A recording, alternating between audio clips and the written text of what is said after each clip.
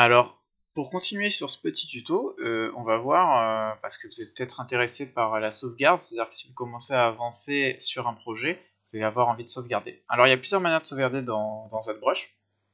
Déjà, il y a les documents. Vous voyez, en fait là, ce que je suis en train de travailler, j'ai des points de progression qui sont enregistrés. Par exemple, là, vous voyez, je peux revenir en arrière, revenir en avant, etc. Ça, parfois, donc l'historique, on va avoir envie de le sauvegarder. Pour le sauvegarder, il va falloir enregistrer ce qu'on appelle le Z-Project. Donc c'est un ZPR. Et si je fais juste CTRL S, en fait, vous voyez, ZBrush me propose d'enregistrer le ZPR. Le ZPR va vraiment prendre tout l'historique. Alors ça peut être assez lourd quand vous voulez stocker. Et surtout, quand vous voulez, vous travaillez très longtemps. Moi, ça peut m'arriver de travailler 3 semaines sur un modèle, et du coup, je vais pas sauvegarder 3 semaines d'historique, ça me sert à rien. Il y a dans un travail, il y a des points de chute à partir duquel je fais le choix d'éliminer l'historique pour alléger un petit peu mon modèle. Sachant que tout cet historique doit se charger dans votre RAM, donc forcément, au bout d'un moment, ça va être un peu lourd pour votre ordi. L'autre méthode que moi j'utilise plus souvent pour sauvegarder, c'est le Save As Tool en haut. En fait, vous voyez, Tool, et là, en fait, je vais enregistrer un ZTL. Non pas un ZPR comme tout à l'heure, un Z-Project, mais un ZTL. Et le ZTL, en fait, c'est le Z-Tool.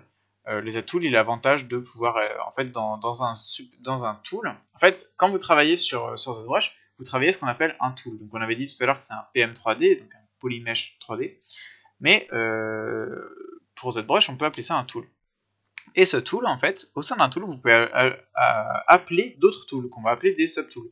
Par exemple, vous allez voir là, si je fais append, le subtool ici, append, je peux appeler par exemple un autre cube dans ma scène. Donc là, je vais le cacher pour l'instant parce que j'en ai pas besoin.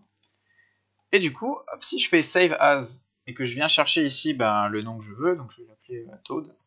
Hop.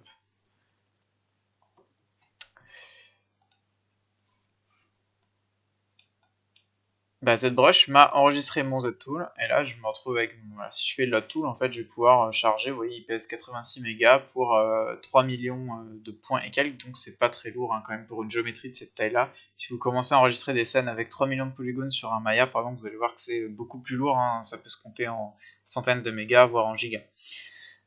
Donc c'est pas mal parce que c'est assez light, donc c'est cool. Moi, ce que je vous conseille, c'est que quand vous travaillez sur un modèle, donc là je suis sur le Toad, alors j'aurais dû lui donner un nom plutôt genre Toad, par exemple 001.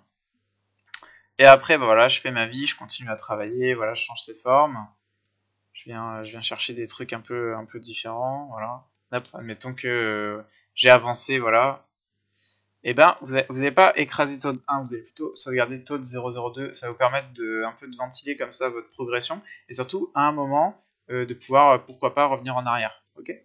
Donc ça c'est assez important, il faut savoir sauvegarder. Quand vous avez plusieurs subtools dans une scène, donc par exemple là vous voyez je suis sur subtool, vous allez pouvoir cliquer, par exemple là j'ai cliqué sur le PM3D cube, vous pouvez le supprimer. Attention, donc là je parlais d'historique, pourquoi je vous montre ça? Parce que supprimer un subtool, c'est pas undoable, parce que en fait l'historique qui est chargé en haut est vraiment chargé sur ce subtool là. Vous allez voir si je réappelle par exemple un cube, voilà ici j'ai un cube, je commence à le modifier, etc. Vous voyez, en haut le cube a son propre historique. Ok.